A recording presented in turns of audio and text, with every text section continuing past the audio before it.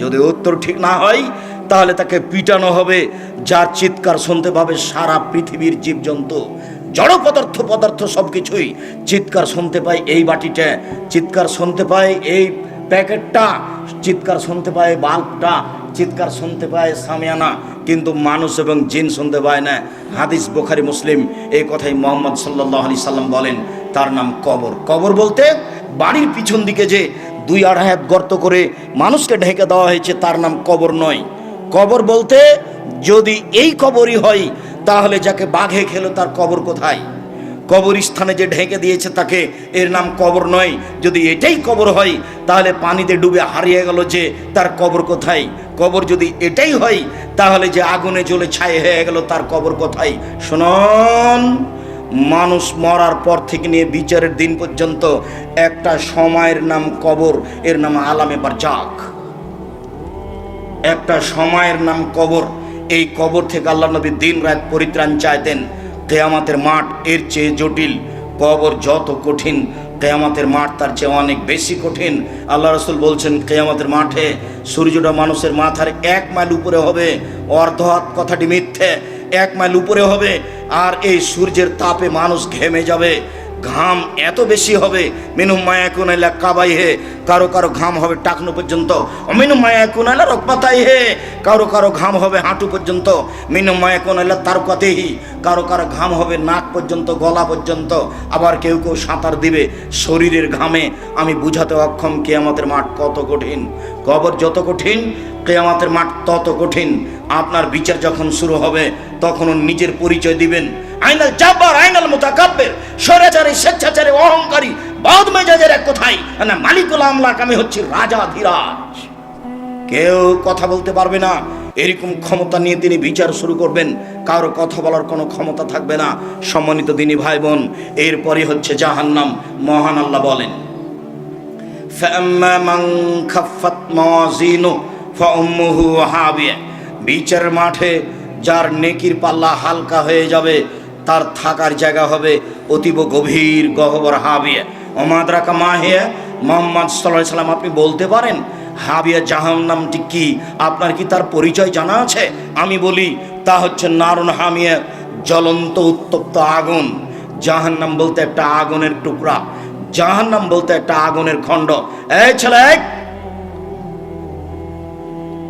কোনো বাচ্চা ছেলে যদি আপনার পাশ থেকে উঠে তাকে ঠেকানোর চেষ্টা করবেন। আমরা খুব তাড়াতাড়ি আলোচনা শেষ করে দেব আপনার ক্লান্তির পূর্বে ইনশাআল্লাহ। আমরা তো আর আব্দুল্লাহ বিন ফজল রাহিমাহুল্লাহ নই যে বক্তব্য দিতে দিতে একবারে ফজর হয়ে যাবে। অত আমাদের কোরআন হাদিসও জানা নেই, অত আমরা বলতেও পারি না। এই যে একটা পর্যায়ে চলে এসেছি, কিছুক্ষণ পরে আমরা আলোচনা শেষ করে দেব। কাজে আপনি ধৈর্যের পরিচয় দিবেন। জাহান্নাম বলতে আগুনের টুকরা। মহান আল্লাহ বলেন, কাল্লা লায়ুম বাজান্না ফিল হোতামা, অবশ্যই তাকে চূর্ণ বিচূর্ণকারী হোতামা নামক জাহান্নামে নিক্ষেপ করা হবে। আমাদরা কামাল হোতামা, মুহাম্মদ সাল্লাল্লাহু আলাইহি সাল্লাম আপনি বলতে পারেন চূর্ণ বিচূর্ণকারী হোতা নামক জাহান্নামটি কি? আপনার কি তার পরিচয় জানা আছে?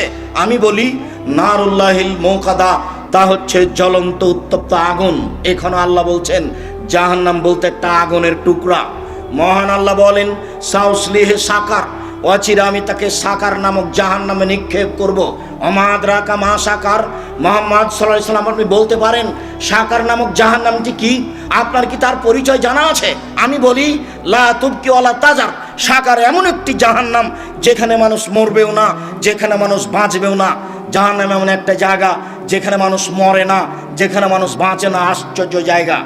কি দিয়ে বুঝাই আপনাকে আমি জাহান্নাম কাকে বলে? কোরআন মাজিদ থেকে সংক্ষিপ্ত বিবরণ এখানে পেশ করলাম। আল্লাহ রাসূলের পক্ষ থেকে একটু জাহান্নামের পরিচয় দিই। আল্লাহ রাসূল বলেন, ইন্না সাখরাতাল আযীমা লা তুলকা মিন শাফিরে জাহান্নাম, বিশাল এক বড় খণ্ড কয়েক কোটি মণ ওজনের পাথর যদি জাহান্নামের মুখে ছেড়ে দেওয়া হয় তাহলে নিচে যেতে সময় লাগবে 70 বছর। 1 কোটি মণ ওজন যদি একটা পাথর 1 ঘন্টা নিচে যায় কত যেতে পারে? 1 দিন গেলে কত যেতে পারে? 1 বছর গেলে কত যেতে পারে? 70 বছর গেলে কত যেতে পারে? আপনাকে আমি বুঝাতে অক্ষম জাহান্নাম কত গভীর। সম্মানিত দিনী ভাই বোন, এরপরেও জাহান্নামের নিচে হিন্দু থাকবে এই কথা আল্লাহর নবী বলেননি। জাহান্নামের নিচে থাকবে মুনাফিক। ওই যে চিনেন না আমাকে, ওই যে দোকানে বসে ল্যাংটা মেয়ে দেখছে আর আরেকজনের বদনাম করছে, এ হলো মুনাফেক।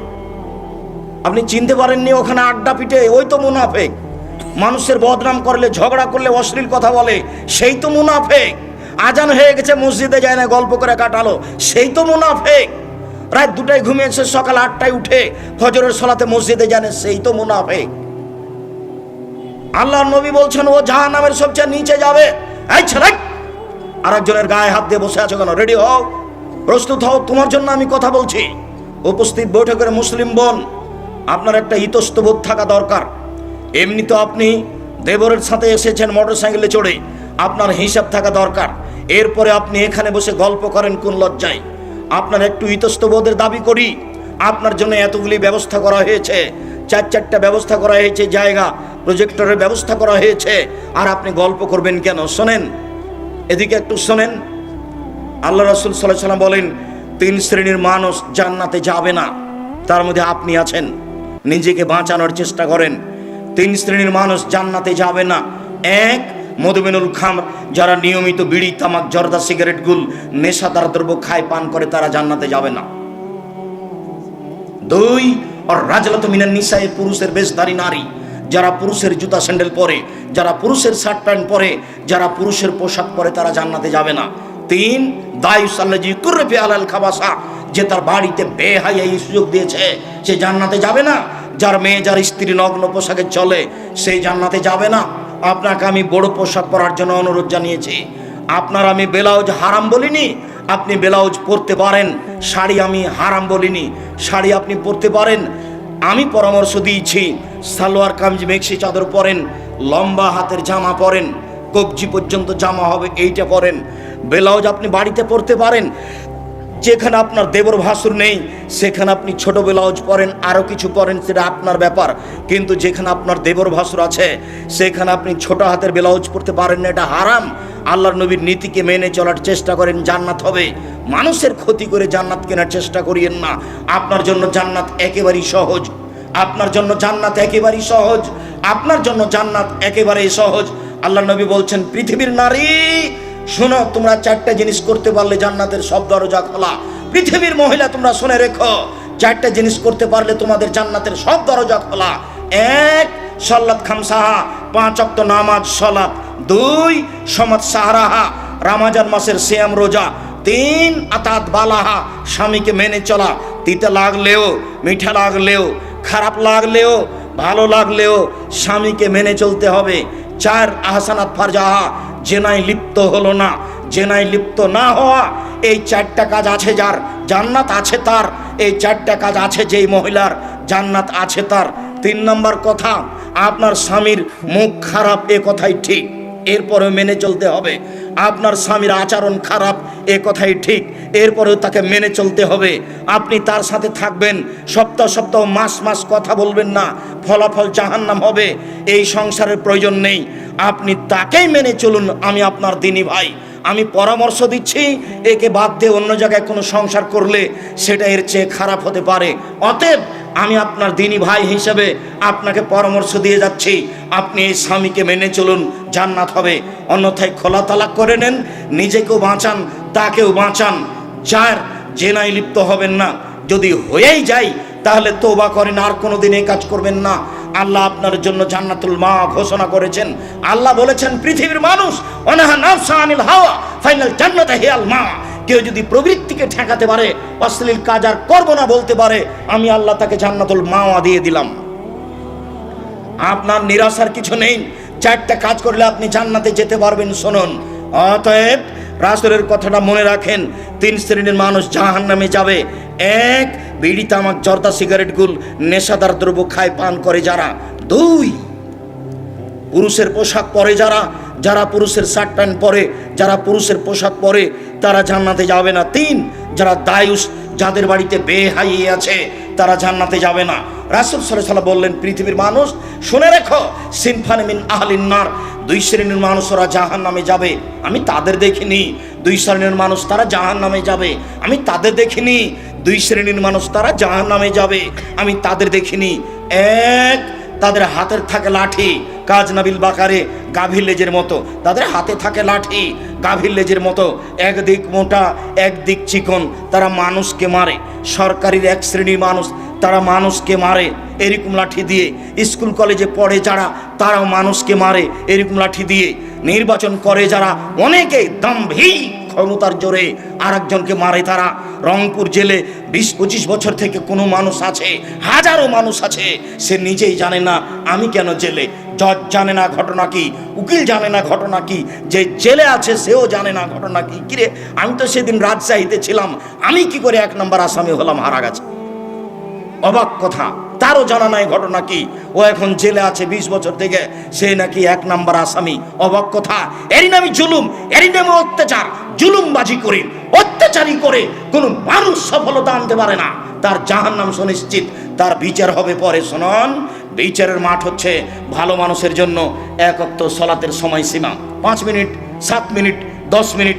একজন ভালো মানুষের বিচার হবে 5 থেকে 7 থেকে 10 মিনিট। আর যদি আপনি জালেম হন, তাহলে আপনার বিচার যদি দেরি হয়ে যায়, একদিন সমান হবে 50,000 বছর। 500 বছর যদি দেরি হয়, তাহলে কতদিন দেরি হবে তা আমি বুঝাতে অক্ষম। যদি 3 দিন লেট হয়, তাহলে আপনার বিচার হতে দেরি হবে 1.5 লক্ষ বছর। বিচার আল্লাহ করবেন। আজ থেকে আপনি সংশোধন হয়ে যান। মানুষের মতো মাটির মানুষে বসবাস করেন, মুখখান নিচু করে, দাম্ভিকতা না দেখিয়ে। মাটির মানুষ মাটির মতো বসবাস করেন। যার সাথে মারামারি হয়েছে তার হাত ধরে আজকেই ক্ষমা নেন। আর এরকমভাবে একদিন কাটাতে হবে না। বড় ভাইরা হাত ধরে ক্ষমা নেন, গ্রামের ওই লোকের হাত ধরে ক্ষমা নেন। 24 ঘন্টায় একেবারে ওই উঁটের মতো হয়ে যান। আল্লাহ রাসূল বলছেন মুমিন হবে ওই উঁটের মতো, যে উঁটের লাগাম নাকে দেওয়া আছে, এইভাবে টানলে ওই দিকে যাই, বসতে বললে বসে যাই। এই উঁটটা যেমন, যার নাকে লাগাম আছে, যেই দিকে টানে সেই দিকে যাই। মুমিন হয়ে যাবে ওই রকম, যেই দিকে নবী বলেন সেই দিকে যাই। দাম্ভিক হয়ে থাকে না, দোকানে বসে আড্ডা পিটে না। 4টে জিনিস পালন করলে ভালো হবে। 1, 5 ওয়াক্ত নামাজ। 2, হালাল রুজি। 3, কোরআন মাজিদ তেলাওয়াত, বেশি না পারলেও সূরা ইখলাস। কোরআন মাজিদ আপনাকে পড়তেই হবে 24 ঘন্টায়। না পারলে সূরা ইখলাস 3 বার। 3 বার পড়লে 1 বার কোরআন মাজিদ সমান নেকি হবে। 1 মিনিটে 1 বার কোরআন মাজিদ, 1 মিনিটে 1 বার কোরআন মাজিদ। আরে অভাব নাই, আপনি নেকি লুটে নেন না, এই কথা মুহাম্মদ সাল্লাল্লাহু আলাইহি ওয়াসাল্লাম বলছেন। আপনি বসে থাকেন কেন? 1 মিনিটে 1 বার কোরআন মাজিদ মানে সূরা ইখলাস 3 বার পারলে 1 বার কোরআন মাজিদ পড়া সমান নেকি হয়। এই কথা আমি বলিনি, এই কথা মুহাম্মদ সাল্লাল্লাহু আলাইহি সাল্লাম বলেন। অতএব নেকি লুটে নেন কোরআন মাজিদ পড়ে। 4, 2 জন যেখানে বসে আছে সেখানে বসবেন না, এটা অনুরোধ। 2 জন যেখানে বসে আছে সেখানে বসবেন না। কেন? ওখানে একটা কথা হচ্ছিল, ও খুবই খারাপ। তখন আপনি বললেন হ্যাঁ ঠিকই বলেছিস, আসলেই খারাপ। এবার আপনি তাহাজ্জুদ পড়ে জান্নাত যান দেখি। হযরতের নার বিশাহওয়াত, মনের ইচ্ছা দ্বারা জাহান্নাম ঘেরা আছে। মন মতো চলে যে জাহান্নামে যাবে সে, মন মতো চলে যে জাহান্নামে যাবে সে, মন মতো চলে যে জাহান্নামে যাবে সে।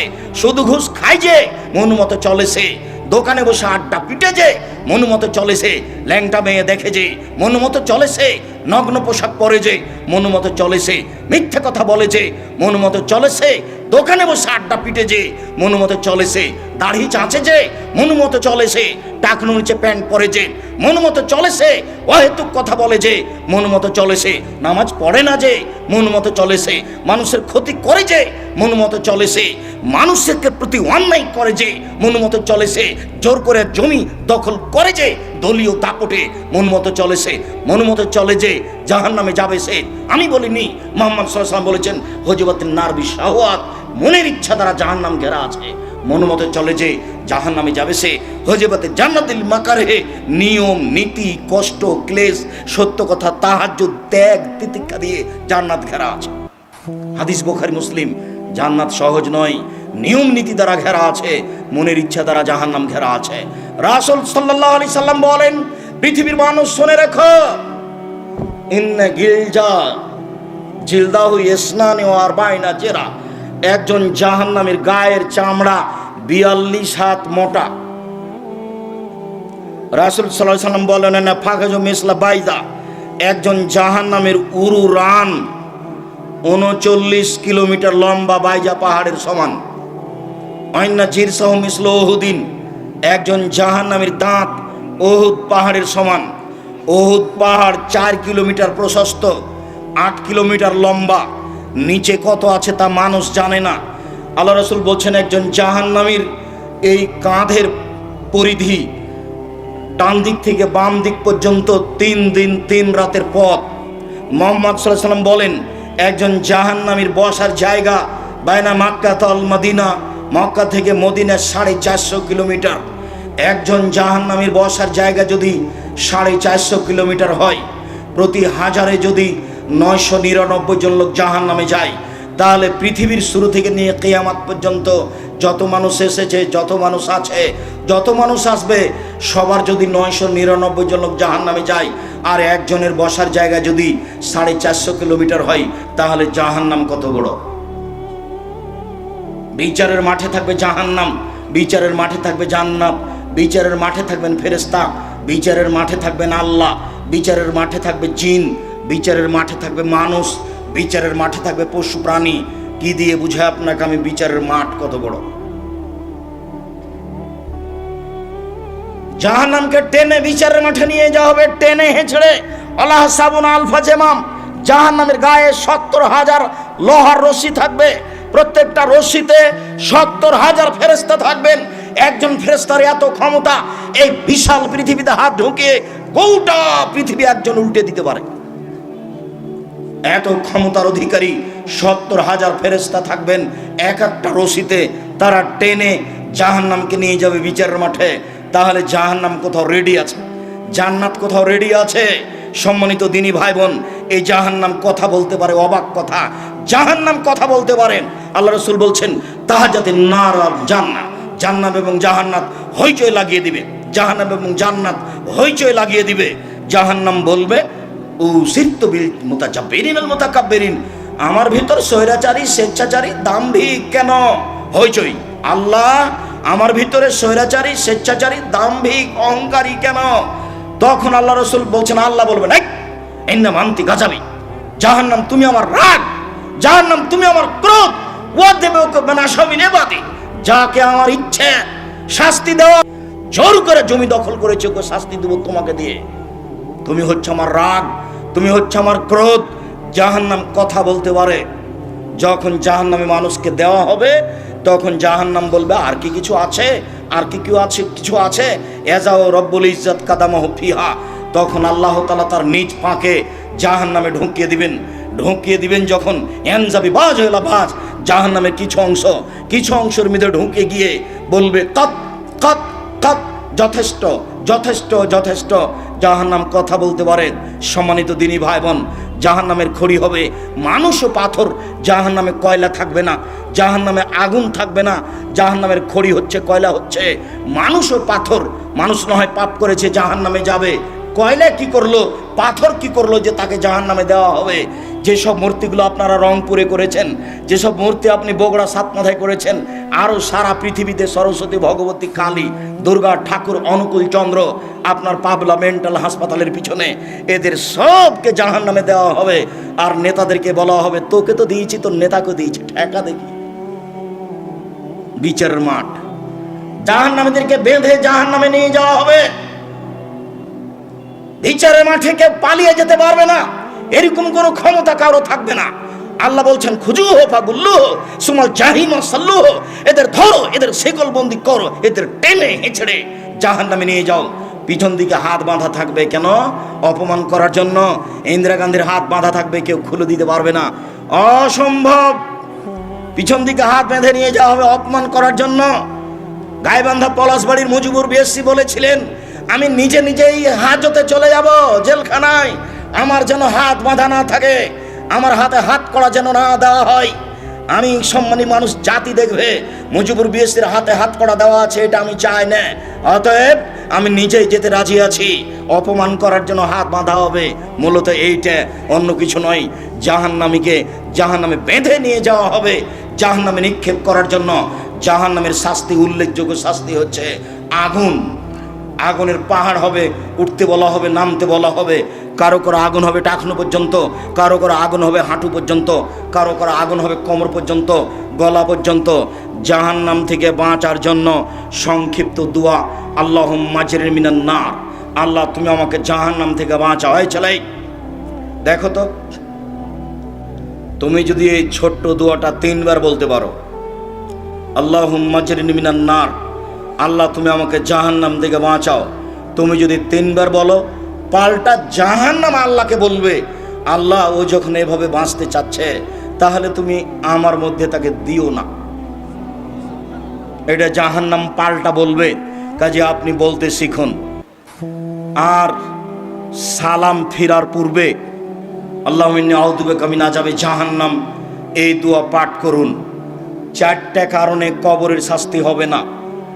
1, কেউ যদি সূরা রাতে সূরা মুলক পড়ে, বুঝাতে পারলাম না, কেউ যদি প্রতি রাতে সূরা মুলক পড়ে তাহলে কবরের শাস্তি হবে না। 2, পেট ব্যথায় কেউ যদি মারা যায় তাহলে কবরের শাস্তি হবে না। 3, কেউ যদি জুমার দিনে মারা যায় তাহলে কবরের শাস্তি হবে না। 4, কেউ যদি শহীদ হয় তাহলে কবরের শাস্তি হবে না। 1,